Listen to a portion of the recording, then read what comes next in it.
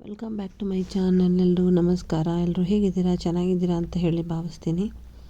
So ಇವತ್ತು ಕೂಡ ಒಂದು ಡೈಲಿ ವ್ಲಾಗ್ ಅಪ್ಲೋಡ್ ಮಾಡೋಣ ಅಂತ ಮಾಡ್ತಾಯಿದ್ದೀನಿ. ಲಾಸ್ಟ್ ವ್ಲಾಗ್ ಕೂಡ ಸ್ಕೂಲಿಂದ ಬಂದಾಗ ನಾನು ಏನೇನೆಲ್ಲ ವರ್ಕ್ ಇರುತ್ತೆ ಅಂದ್ಕೊಂಡು ಮಾಡಿದ್ದೆ. ಬಟ್ ಆದರೆ ಅದರಲ್ಲಿ ಕೆಲಸದವ್ರು ಬಂದಿರಲಿಲ್ಲ, ಹಾಗಾಗಿ ಎಲ್ಲ ವರ್ಕ್ ಮಾಡಿದ್ದೆ. ಬಟ್ ಅವರಿದ್ದಾಗಲೂ ಕೂಡ ನನಗೆ ಅಷ್ಟೇ ವರ್ಕ್ ಇರುತ್ತೆ. ಸೊ ಹಾಗಾಗಿ ಅದನ್ನು ಇವತ್ತು ವಿಡಿಯೋ ಹಾಕೋಣ ಅಂತ ಅಂದ್ಬಿಟ್ಟು ಹಾಕ್ತಾಯಿದ್ದೀನಿ.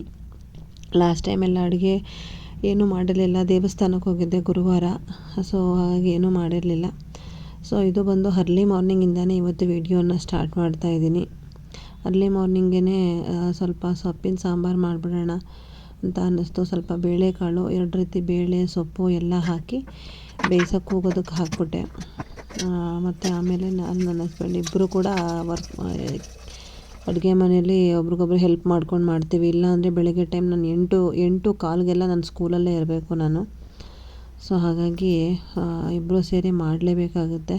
ಅವರು ಒಂದು ಸ್ವಲ್ಪ ಲೇಟಾಗಿ ಹೋಗ್ತಾರೆ, ಅದರಿಂದ ಇಬ್ಬರು ಮಕ್ಕಳನ್ನೂ ಅವರೇ ಡ್ರಾಪ್ ಮಾಡ್ತಾರೆ. ಸೊ ಹಾಗಾಗಿ ಬೆಳಗ್ಗೆ ನಾನು ಬೇಗ ಹೋಗಬೇಕಲ್ಲ ಅಂತ ಹೇಳಿ ಮಕ್ಕಳಿಗೆಲ್ಲ ಸ್ನ್ಯಾಕ್ಸ್ ರೆಡಿ ಮಾಡ್ತಾಯಿದ್ದೀನಿ. ಅವರು ನಾರ್ಮಲ್ 11 o'clock ಸ್ನ್ಯಾಕ್ಸ್ ಏನಿದೆ ಫ್ರೂಟ್ಸು ಅದೆರಡೂ ನೋಡಿ ಅಲ್ಲೇ ಇಟ್ಟಿದ್ದಾರೆ. ಅದು ಪಪ್ಪಾಯ ಕಟ್ ಮಾಡಿ ಹಾಕಿದ್ದಾರೆ. ನಾನು ಬ್ರೆಡ್ನ ಟೋಸ್ಟ್ ಮಾಡ್ಕೊತಾ ಇದ್ದೀನಿ ಮೈಕ್ರೋ ಓವೆನ್ನಲ್ಲಿ ಸ್ವಲ್ಪ ತುಪ್ಪ ಹಾಕಿ. ಏನಕ್ಕೆ ಅಂದರೆ 1:15ಗೆಲ್ಲ ಊಟ ಮಾಡಿಕೊಂಡು ಮಲಗಿಬಿಟ್ಟು ಮತ್ತು 3:15ಗೆ ಎದ್ದೇಳಿದಾಗ ಅವರೆಲ್ಲರೂ ತಿನ್ನೋಕ್ಕೆ ಕಳಿಸಿ ಅಂತ ಹೇಳಿರ್ತಾರೆ. ಸೊ ಒಂದು 3 ಗಂಟೆ 3:30ಗೆ ಏನು ಸ್ನ್ಯಾಕ್ಸ್ ಬೇಕು ಅದನ್ನು ಫ್ರೂಟ್ಸೇ ಹಾಕಿದ್ರೆ ಚೆನ್ನಾಗಿರಲ್ಲ, ಮಕ್ಳಿಗೂ ಬೋರ್ ಆಗುತ್ತೆ ಅಂತ ಹೇಳಿ ಚಕ್ಲಿ, ಕೋಡ್ಬೇಳೆನೋ ಚಕ್ಲಿನೋ ಡ್ರೈ ಫ್ರೂಟ್ಸೋ ಅಥವಾ ಈ ಥರ ರಸ್ಕೋ ಬನ್ನೋ ಬ್ರೆಡ್ಡೋ ಏನಿಡುತ್ತೆ ಆ ಥರ ಐಟಮ್ಸ್ಗಳನ್ನ ಈವ್ನಿಂಗ್ ಸ್ನ್ಯಾಕ್ಸ್ಗೆ ಹಾಕ್ತೀನಿ. ಸೊ ಅದೆಲ್ಲ ಹಾಕಿ ನಾನೊಂದು ಸ್ನ್ಯಾಕ್ಸ್ ಹಾಕ್ತೆ, ಅವರೊಂದು ಸ್ನ್ಯಾಕ್ಸ್ ಹಾಕಿ ಎಲ್ಲ ಬ್ಯಾಗ್ಗೆ ಎತ್ತಾಕ್ತಾಯಿದ್ದೀನಿ. ಹಾಗೆಯೇ ವಾಟರ್ ಬಾಟ್ಲ್ಗಳಿಗೂ ಕೂಡ ನೀರು ತುಂಬಿಸ್ಬೇಕು. ಬಿಸಿನೀರು ಕಾಯಿಸಿ ತುಂಬಿಸ್ಕೊಂಡ್ಬಿಡ್ತೀವಿ, ಆರೋಗುತ್ತೆ. ಆದ್ರೂ ಯೂಶ್ವಲಾಗಿ ಡೈಲಿ ಬಿಸಿನೀರು ಕಾಯಿಸಿನೇ ತುಂಬ್ಕೊಂಡ್ಬಿಡ್ತೀವಿ. ಸೊ ಇದೆಲ್ಲ ಆದಮೇಲೆ ನಾನು ಹೊರಗಡೆ ಬಂದು ಬಟ್ಟೆಗಳು ಯಾವ್ದ್ಯಾವ್ದು ಹಾಕಬೇಕು ಅವ್ರಿಗೆ ಅಂತ ಹೇಳಿ ಬಟ್ಟೆಗಳು ತೆಗೆದಿಟ್ಬಿಡ್ತೀನಿ. ಅವಳು ಯೂನಿಫಾರ್ಮ್ ತೊಗೊಂಡೋಗಿಡ್ತೀನಿ, ಅವ್ನು ಯೂನಿಫಾರ್ಮ್ ತೊಗೊಂಡೋಗಿಡ್ತೀನಿ. ಇನ್ನರ್ ವೇರ್ಸ್ಗಳಿಬ್ರಿಗೂ ತೆಗೆದಿಡ್ತೀನಿ. ಹಿಂದಿನ ದಿನವೇ ನಾನು ಲಾಸ್ಟ್ ವ್ಲಾಗಲ್ಲಿ ನೋಡಿರೋ ಹಾಗೆ ನಾನು ಸ್ಕೂಲ್ನಿಂದ ಬಂದ ತಕ್ಷಣವೇ ಅವ್ರ ಬ್ಯಾಗಿಂದ ಅವ್ರ ಯೂನಿಫಾರ್ಮ್ ಎಲ್ಲ ತೆಗೆದು ಹಾಕಿರ್ತೀನಲ್ಲ, ಅದೇ ಟೈಮ್ನಲ್ಲಿ ಅವ್ರಿಗೆ ನೆಕ್ಸ್ಟ್ ಡೇಗೆ ಹೋಗಬೇಕಾಗಿರೋ ಬಟ್ಟೆ ಏನಿದೆ ಅದನ್ನು ಹಾಕಿಬಿಟ್ಟಿರ್ತೀನಿ. ಹಾಗಾಗಿ ಬ್ಯಾಗಿಗೆ ಪ್ಯಾಕ್ ಮಾಡೋಷ್ಟು ಬಟ್ಟೆಗಳು ಏನೂ ತೊಂದರೆ ಇರೋಲ್ಲ. ಸೊ ಹಾಕೊಳ್ಳೋಕ್ಕೆ ಯೂನಿಫಾರ್ಮ್ಗಳು ಏನಿರುತ್ತೆ ಅದನ್ನು ಹ್ಯಾಂಗರಲ್ಲಿ ಹಾಕಿರ್ತೀನಲ್ಲ ಅದನ್ನು ತೊಗೊಂಡು ಬಂದು ಇನ್ನರ್ ವೇರ್ಸು ಅವ್ರು ಹಾಕೊಂಡು ಹೋಗಬೇಕಾಗಿರೋ ಬಟ್ಟೆಗಳು ಎಲ್ಲನೂ ಹೊರಗಡೆ ಇಡ್ತಾಯಿರ್ತೀನಿ. ಹಾಗೆ ಬೆಡ್ಶೀಟ್ ಎಲ್ಲ ಮಡಚಿಡ್ತಾ ಇರ್ತೀನಿ. ಅಷ್ಟರಲ್ಲಿ ಅವರು ಒಬ್ಬೊಬ್ಬರನ್ನೇ ಕರ್ಕೊಂಡೋಗಿ ಸ್ನಾನ ಮಾಡಿಸ್ಕೊಡ್ತಾರೆ. ಹಾಲು ಕಾಯಿಸಿ ಇಟ್ಕೊಂಡಿರ್ತೀವಿ, ಹಾಲನ್ನ ಕುಡಿಸ್ಬಿಟ್ಟು ಎದ್ದೇಳಿಸ್ತೀವಿ. ಅವರು ಎದ್ದೇಳಿಸಿ ಸ್ನಾನ ಮಾಡೋ ಅಷ್ಟರಲ್ಲಿ ನಾನು ರೆಡಿ ಆಗಿಬಿಡ್ತೀನಿ. ನಾನು ರೆಡಿಯಾಗಿ ಆದಮೇಲೆ ಅವ್ರಿಗೆ ರೆಡಿ ಮಾಡ್ತೀನಿ. ನಾನು ಅವ್ರಿಗೆ ಎದ್ದೇಳಿಸಿ ಸ್ನಾನ ಮಾಡೋ ಅಷ್ಟರಲ್ಲಿ ನಾನೆಲ್ಲ ತೊಗೊಂಡೋಗಿ ಇಟ್ಟಿರ್ತೀನಿ. ಅವ್ರು ಒಬ್ಬೊಬ್ಬರನ್ನೇ ಸ್ನಾನ ಮಾಡಿಸ್ಕೊಟ್ರೆ ನಾನು ಅವ್ರನ್ನ ರೆಡಿ ಮಾಡಿಬಿಡ್ತೀನಿ. ಆಮೇಲೆ ನಾನು ಹೋಗಿ ರೆಡಿ ಆಗ್ತೀನಿ. ಸೊ ಫೈನಲಿ ರೆಡಿ ಆದೆ. ಸೊ ರೆಡಿ ಆಗಿಬಿಟ್ಟು ಇವಾಗ ನಾನು ಹೊರಟೆ. ನಮ್ಮ ಪಾಪಗೆ ಸ್ನಾನ ಮಾಡಿಸಿ ಆಗಿತ್ತು. ಅವಳಿಗೆ ಜುಟ್ಟು ಹಾಕ್ಬಿಡ್ತೀನಿ. ನಮ್ಮ ಮನೆಯವ್ರಿಗೆ ಜುಟ್ಟು ಗಿಟ್ಟೆಲ್ಲ ಹಾಕೋಕ್ಕೆ ಬರೋಲ್ಲ, ಅದರಿಂದ ಸ್ನಾನ ಮಾಡಿಸಿ ಬಟ್ಟೆ ಹಾಕಿರ್ತಾರೆ. ಅಂದರೆ ಇನ್ನರ್ ವೇರ್ ಎಷ್ಟೇ ಮಾಡಬೇಕು ಅಂದ್ರೂ ಖಂಡಿತ ವಿಡಿಯೋ ಮಾತ್ರ ಹಾಕಿ ಬಿಟ್ಬಿಟ್ಟಿರ್ತೀನಿ. ಯೂನಿಫಾರ್ಮ್ ಅವರೇ ಹಾಕ್ಕೊತಾರೆ ಕರ್ಕೊಂಡು ಹೋಗುವಾಗ ನನ್ನ ಹಸ್ಬೆಂಡು. ಇನ್ನರ್ ವೇರ್ಗಳನ್ನ ಹಾಕಿ ಅವ್ರಿಗೇನು ಹೇರ್ ಸ್ಟೈಲ್ ಮಾಡಬೇಕು ತಲೆ ಬಾಚಿ ಬಿಟ್ಬಿಡ್ತೀನಿ. ಅವ್ರು ತಿಂಡಿ ತಿನ್ನುವಾಗ ಬಟ್ಟೆಗೆಲ್ಲ ಗಲೀಜು ಮಾಡ್ಕೊತಾರೆ. ಹಾಗಾಗಿ ಬಟ್ಟೆ ಹಾಕಿಸಿ ಆಮೇಲೆ ಅವರೇ ಕರ್ಕೊಂಡು ಹೋಗ್ತಾರೆ. ನಾನು ಮುಖಕ್ಕೆ ಹಾಕಿ ಇನ್ನರ್ ವೇರ್ ಹಾಕಿಸಿ ಅವರಿಗೆ ಇಬ್ಬರಿಗೂ ತಿಂಡಿ ತಿನ್ನೋಕ್ಕೆ ಬಿಟ್ಟು ನಾನು ನನ್ನ ಪಾಡಿಗೆ ಸ್ಕೂಲಿಗೆ ಗಾಡಿ ತೊಗೊಂಡು ಬಂದುಬಿಡ್ತೀನಿ. ನೋಡಿ ಸ್ಕೂಲಿಗೆ ಎಂಟ್ರಿ ಆದೆ. ಇವತ್ತು ಇಡೀ ದಿನದ ವ್ಲಾಗ್ ತೋರಿಸೋಣ ಅಂತ ಹೇಳಿ ಬೆಳಗ್ಗೆಯಿಂದನೇ ವ್ಲಾಗ್ ಸ್ಟಾರ್ಟ್ ಮಾಡ್ಕೊಂಡ್ಬಿಟ್ಟಿದ್ದೀನಿ. ಆ್ಯಕ್ಚುಲಿ ನೋಡಿ ಬಂದು ಇವಾಗ ಬಯೋಮೆಟ್ರಿಕ್ ಮಾಡಬೇಕು. ಬಯೋಮೆಟ್ರಿಕ್ ಮಾಡಿ ನನ್ನ ಕ್ಲಾಸ್ ಇರೋದು 2nd ಫ್ಲೋರ್ನಲ್ಲಿ. ಸೊ 2nd ಫ್ಲೋರ್ಗೆ ಹತ್ಕೊಂಡು ಹೋಗ್ತಾ ಇದ್ದೀನಿ. ಕ್ಲಾಸಿಗೆ ಹೋದ ತಕ್ಷಣ ನನಗೆ ಯಾವಾಗಲೂ ಫಸ್ಟ್ ಪೀರಿಯಡು ಫ್ರೀ ಇರುತ್ತೆ.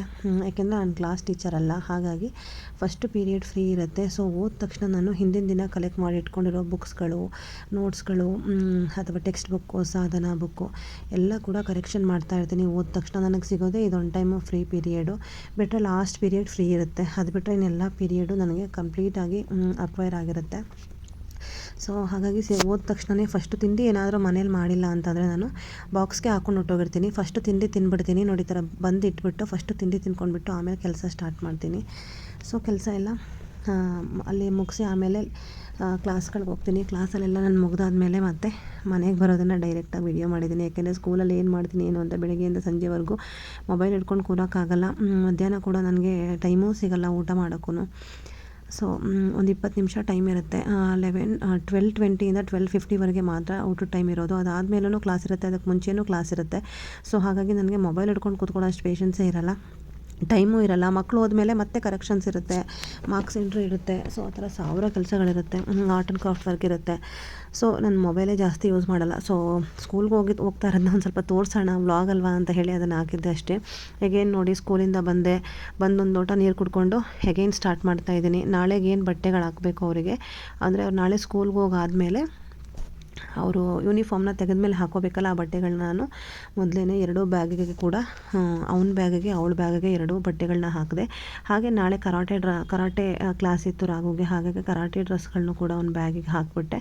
ಅಷ್ಟರಲ್ಲಿ ನಮ್ಮ ಶೂಟಿಂಗ್ ಅಣ್ಣ ದೇವರಾಜ್ ಅಣ್ಣ ಅಂತ ಅವ್ರ ಹೆಸರು, ಅಮೃತಧಾರೆ ಸೀರಿಯಲ್ಲು ಮತ್ತು ಅದಕ್ಕಿಂತ ಮುಂಚೆ ಮುಕ್ತ ಅದರ ತುಂಬ ಹಿಂದೆಯಿಂದನೂ ಅವರು ಪ್ರೊಡಕ್ಷನ್ ಮ್ಯಾನೇಜರ್ ಆಗಿದ್ದಾರೆ. ಸೊ ಅವರು ಬಂದಿದ್ದರು. ಇಲ್ಲೇ HK ಇಂಟರ್ನ್ಯಾಷನಲ್ ಸ್ಕೂಲ್ ಹತ್ರ ಅವ್ರದ್ದು ಶೂಟಿಂಗ್ ಇತ್ತು. ಸೊ ಹಾಗಾಗಿ ಸುಮ್ಮನೆ ನೋಡ್ಕೊಂಡು ಹೋಗೋಣ ಅಂತ ಹೇಳಿ, ಪಕ್ಕನೇ ಅಲ್ವಾ ಅಂತ ಹೇಳಿ ಬಂದಿದ್ದರು. ಸೊ ಮಾತಾಡಿಸ್ಕೊಂಡು ಹೋದರು ಅಣ್ಣ. ಪಾಪ ಅವರಿಗೂ ಏನು ಟೀನೂ ಕೂಡ ಇಟ್ಕೊಡ್ಲಿಲ್ಲ, ಏನೂ ಬೇಡ ನನಗೆ ಒಂದು ಲೋಟ ನೀರು ಕೊಡು ಅಂದ್ಬಿಟ್ಟು ನೀರು ಕುಡ್ಕೊಂಡು ಹೋದರು ಅಷ್ಟೇ. ಟೈಮು 6:45 ಆಯಿತು. ಇಷ್ಟೊತ್ತಿಗಾಗಲೇ ಸ್ನಾನ ಕೊಟ್ಟೋಗ್ಬಿಡ್ತಾ ಇದ್ದೆ. ಬಟ್ ನಮ್ಮ ಅಣ್ಣ ಬಂದ್ರಲ್ಲ, ಸೊ ಮಾತಾಡಿಸ್ತಾ ಕೂತ್ಕೊಂಡಿದ್ದೆ. ಮನೆಗೆ ಬರೋದೇ ಆಲ್ಮೋಸ್ಟ್ 5:15 ಆಗಿತ್ತು. 5 ಗಂಟೆ 5 ಗಂಟೆ 10 ನಿಮಿಷ ಆಗಿತ್ತು.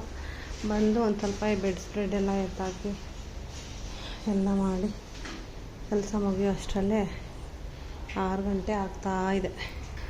ಸೊ ಅದಾದಮೇಲೆ ನೋಡಿ ಕೆಲಸದವ್ರು ಬಂದಿದ್ದಾರೆ. ನೀವೇ ನೋಡ್ಬೋದು, ನಾನು ಬಂದಾಗಿಂದನೂ 2 ನಿಮಿಷನೂ ಫ್ರೀನೇ ಕೂತ್ಕೊಂಡಿಲ್ಲ. ಬಂದೆ, ಬಟ್ಟೆಗಳು ಪ್ಯಾಕ್ ಮಾಡಿದೆ, ಮತ್ತು TV ಶೋಕೇಸ್ ಕೆಳಗಡೆ ಇದೆಯಲ್ಲ ಅಲ್ಲೆಲ್ಲ ಕ್ಲೀನ್ ಮಾಡಬೇಕು. ಡೈನಿಂಗ್ ಟೇಬಲ್ ಇರುತ್ತೆ ಅದನ್ನು ಕ್ಲೀನ್ ಮಾಡಬೇಕು.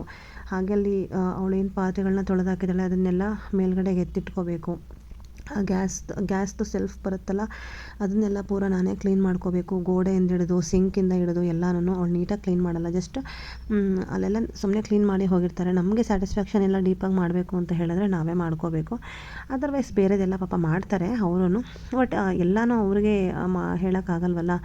ಹಾಗಾಗಿ ಈ ಥರ ಶೆಲ್ಫ್ದೆಲ್ಲ ಕ್ಲೀನಿಂಗು ನಾವೇ ಮಾಡ್ಕೋಬೇಕಾಗತ್ತೆ. ಅದಲ್ದಿರ ಬಟ್ಟೆ ಒಗೆಯೋದು, ಒಣಗಾಕೋದು ಎಲ್ಲ ಇರುತ್ತೆ. ತೋರಿಸ್ತೀನಿ ನಾನು ಏನೇನು ಮಾಡಿದೆ ಅಂತ. ಸದ್ಯಕ್ಕೆ ಇವಾಗ ಪಾತ್ರೆಗಳನ್ನೆಲ್ಲ ನೋಡಿ ಬಂದು ಬಟ್ಟೆ ಕೂಡ ತೆಗೆದಿಲ್ಲ ನಾನು. ಬಂದಿದ್ರಲ್ಲ ಕೆಲಸದವ್ರು 5:15 ಬಂದುಬಿಟ್ಟು 6:15 ಹೊರಟೋಗ್ಬಿಡ್ತಾರೆ. 6:30 ಮ್ಯಾಕ್ಸಿಮಮ್ಮು ಹೊರಟೋಗ್ಬಿಡ್ತಾರೆ, 1 ಅವರು. ಸೊ ಅಷ್ಟರಲ್ಲಾಗಲೇ ನಾನು ಎಲ್ಲ ಮಾಡಿಸ್ಕೋಬೇಕಲ್ವ ಅಂತ ಹೇಳಿ ನಾನು ಏನೇ ಕೆಲಸ ಇದ್ರೂ ಫಸ್ಟು ಅವ್ರಿಗೆ ಏನು ಬೇಕೋ ಅದನ್ನೆಲ್ಲ ಮಾಡಿಬಿಡ್ತೀನಿ. ನೋಡಿ ನಾಳೆಗೆ ಬೇಕಾಗಿರೋ ಚಪಾತಿ ಹಿಟ್ಟನ್ನು ಮೊದಲೇ ಕಲಸಿ ಹಿಟ್ಟನ್ನು ತೊಗೊಂಡು ಫ್ರಿಡ್ಜ್ ಒಳಗಡೆ ಇಟ್ಬಿಟ್ಟೆ. ಫ್ರಿಡ್ಜ್ ಒಳಗಡೆ ಇಟ್ಟು ಇವಾಗ ಹೋಗಿ ಸ್ನಾನ ಮಾಡ್ಕೊಂಡು ಬಂದೆ. ಸ್ನಾನ ಮುಗಿಸಿ ಇವಾಗ ನಾನು ದೇವ್ರ ಮನೆಯೆಲ್ಲ ಕ್ಲೀನ್ ಮಾಡಿಕೊಂಡು ಒಂದು ಸ್ವಲ್ಪ ಪೂಜೆ ಮಾಡೋಕ್ಕೆ ರೆಡಿ ಮಾಡ್ಕೊತಾ ಇದ್ದೀನಿ. ಅಷ್ಟರಲ್ಲಿ ನಮ್ಮ ರಾಘುಗೆ ಏನಾದರೂ ಹೋಮ್ವರ್ಕ್ ಇದ್ದರೆ ಓಪನ್ ಮಾಡ್ಕೊಂಡು ಬರಿ ಅಂತ ಹೇಳ್ಕೊಂಡೇ ಕೆಲಸ ಮಾಡ್ತಾಯಿರ್ತೀನಿ. ಯಾಕಂದರೆ ಹೇಳ್ತೀರಾ ಅವ್ನ ಜೊತೆಗೆ ಕೂತ್ಕೊಂಡು ಓದಿಸ್ಬೇಕು ಅಂದರೆ 2 ಅವರ್ಸ್ ಬೇಕಾಗುತ್ತೆ. 2 ಅವರ್ಸ್ ಅವ್ನಿಗೆ ಟೈಮ್ ಕೊಟ್ಬಿಟ್ರೆ ನಮ್ಮ ಮನೆ ಕೆಲಸ ಮುಗಿಯಲ್ಲ. ಸೊ ಹಾಗಾಗಿ ಏನು ಮಾಡ್ತೀನಿ, ನಾನು ಓಡಾಡ್ಕೊಂಡು ಕೆಲಸ ಮಾಡಿಕೊಂಡು ಅವ್ನಿಗೂ ಓದು ಬರಿ ಅಂತ ಹೋಮ್ವರ್ಕ್ ಏನೇನಿದೆ ಅದನ್ನು ಮುಗಿಸ್ಬಿಡ್ತೀನಿ. ಹೋಮ್ವರ್ಕ್ ಏನಿದ್ರು ನೋಡ್ಕೊಂಡು ಬರೆಯೋದಾಗಿರುತ್ತೆ, ಕಾಪಿ ರೈಟಿಂಗ್ ಆಗಿರುತ್ತೆ, ಕರ್ಸಿವ್ ಲೆಟ್ರ್ ಆಗಿರುತ್ತೆ, ಕನ್ನಡ ಆಗಿರುತ್ತೆ. ಸೊ ಹಾಗಾಗಿ ಬರಿ ಅಂತ ಹೇಳ್ಬಿಡ್ತೀನಿ. ಪಾಪ ಆ ಮಗುನೂ ಕೂತ್ಕೊಂಡು ಬರ್ಕೊಳ್ಳುತ್ತೆ. ನೋಡ್ತಾ ಇರ್ಬೋದು ನೀವೇನೆ, ಅವನು ಬರಿತಾ ಇದ್ದಾನೆ ಬಟ್ ತುಂಬಾ ಡಿಸ್ಟರ್ಬ್ ಮಾಡ್ತಾನೆ ಇದ್ದಾಳೆ. ಅದೊಂದೇ ನನಗೆ ತಲೆನೋವು. ಪಾಪ ಹುಡುಗ ಬರೆದ್ಬಿಡ್ತಾನೆ ಏನು ಕೊಟ್ರು, ಬಟ್ ತುಂಬ ಡಿಸ್ಟರ್ಬ್ ಮಾಡ್ತಾಳೆ, ಅವನ್ನ ಡಿಸ್ಟ್ರಾಕ್ಟ್ ಮಾಡ್ತಾಳೆ, ಅವ್ನ ಕಾನ್ಸಂಟ್ರೇಷನ್ ಚೇಂಜ್ ಆಗೋ ಥರ ಮಾಡ್ತಾಳೆ. ಬಂದು ಏನಾದರೂ ಆಟ ಆಡಿಸ್ಬಿಡ್ತಾಳೆ ಅವಳು, ಇವನು ಮರೆತು ಆಟ ಆಡೋಕ್ಕೆ ಶುರು ಮಾಡಿಬಿಡ್ತಾನೆ. ಅದೇ ಪ್ರಾಬ್ಲಮ್ಮು. ಅವಳಿಗೂ ಏನಾದರೂ ಒಂದು ಡೈರಿ ಕೊಟ್ಬಿಟ್ಟು ಬರಿ ಅಂತ ಹೇಳ್ತೀನಿ. ಬಟ್ ಆದರೆ ಅವಳು ಒಂದು 2 ನಿಮಿಷ ಬರೀತಾಳೆ, ಮತ್ತದೇ ಬಾಳು. ಹೀಗೇನೆ ಕಿರ್ಚ್ಕೊಂಡು ಬರಿದ್ರಾ ಆಯಿತಾ, 1 ಲೈನ್ ಆಯಿತಾ 2 ಲೈನ್ ಆಯಿತಾ ಅಂತ ಕೇಳ್ಕೊಂಡು ಬರೆಸ್ತೀನಿ. ಸೊ ಫೈನಲಿ ಪೂಜೆ ಮಾಡಿ ಅವ್ರಿಗೂ ಕೂಡ ಮಂಗಳಾರತಿನ ಕೊಟ್ಟಾದಮೇಲೆ ಸುಮ್ಮನೆ ಪೂಜೆ ಎಲ್ಲ ಆದಮೇಲೆ ಒಂದು ಫೋಟೋ ತೆಗೆದು ಸ್ಟೇಟಸ್ಗೆ ಹಾಕೋದು ನನಗೆ ಅಭ್ಯಾಸ. ಸೊ ಹಾಗೆಯೇ ತೆಗಿತಾ ಇದ್ನಲ್ವ, ಹಂಗೆ ಒಂದು ವೀಡಿಯೋನ ಮಾಡಿಬಿಡೋಣ ಅಂತ ಮಾಡಿದೆ. ಹಂಗೆ ಮಗಳು ಅವ್ರಿಗೆ ಅವ್ನು ಬರಿತಾ ಇರಬೇಕಾದ್ರೆ ಒಂದು ಸ್ವಲ್ಪ ಬಟ್ಟೆಗಳೆಲ್ಲ ಎತ್ತಿಟ್ಟಿದ್ದೆ. ನನಗೊಂದು ಕೆಲಸ ಇರೋದೇನಪ್ಪ ಅಂದರೆ ಬಂದ ತಕ್ಷಣ ಬಟ್ಟೆ ವಾಶಿಗೆ ಹಾಕೋದು, ಅದನ್ನು ಒಣಗಾಕೋದು, ಇಲ್ಲ ಇನ್ನೊಂದು ಒಣಗಾಕಿರೋ ಬಟ್ಟೆಗಳನ್ನ ಎತ್ಕೊಂಡು ಬಂದು ಮಡಚೋದು. ಇದು ಒಂದಿನ ಬಿಟ್ಟು ಒಂದಿನ ಮಡ್ಚೋದಿರುತ್ತೆ, ಒಂದಿನ ಒಣಗಾಕೋದಿರುತ್ತೆ. ಸೊ ಎರಡರಲ್ಲಿ ಒಂದು ಕೆಲಸ ಡೈಲಿ ಇದ್ದೇ ಇರುತ್ತೆ. ಸೊ ಇಲ್ಲಿ ನೋಡ್ಬೋದು ನೀವು ಎಲ್ಲ ಬಟ್ಟೆಗಳನ್ನೂ ಮಡಚಿ ಅದರ ಪ್ಲೇಸ್ಗೆ ಎತ್ತಿಟ್ಟೆ.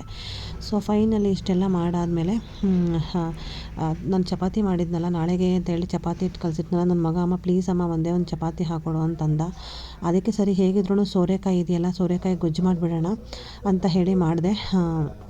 ಅದು ಅಲ್ಲದೆ ನನಗೆ ಸೋರೆಕಾಯಿ ಗೊಜ್ಜು ಮಾಡಿದ್ದು ಎಷ್ಟು ಹೆಲ್ಪ್ ಆಯಿತು ಅಂದರೆ, ಮತ್ತು ನಾಳೆಗೂ ಕೂಡ ನಾನು ಏನು ಗೊಜ್ಜು ಮಾಡೋ ಅಷ್ಟೇ ಇರಲಿಲ್ಲ. ಅದೇ ಚಪಾತಿ ಗೊಜ್ಜುನೇ ನಾನು ಚಪಾತಿ ಹಿಟ್ಟಿಂದ ಚಪಾತಿ ಹೊಸ್ದಾಗಿ ಮಾಡಿಕೊಂಡು ಅದೇ ಗೊಜ್ಜನ್ನ ಬಿಸಿ ಮಾಡಿಕೊಂಡೇ ತೊಗೊಂಡೋದೆ, ಏನೂ ಆಗಿರಲಿಲ್ಲ. ಸೊ ಒಂದೊಂದು ದಿವಸ ಹೀಗೂ ಕೂಡ ಮಾಡ್ತೀನಿ. ಸಾಂಬಾರು ಮಾಡಿಬಿಟ್ರೆ ನಾಳೆ ಬೆಳಗ್ಗೆ ತಿಂಡಿ ಏನು ಮಾಡಿರ್ತೀನಿ, ಉಪ್ಪಿಟ್ಟು ಮಾಡಿದರೆ ಬೆಳಗ್ಗೆ ಉಪ್ಪಿಟ್ಟು ತಿನ್ಕೊಂಡು ಮಧ್ಯಾಹ್ನ ಅನ್ನ ಸಾಂಬಾರು ತೊಗೊಂಡೋಗಿರ್ತೀನಿ, ಅನ್ನ ಮಾಡಿಬಿಟ್ಟು.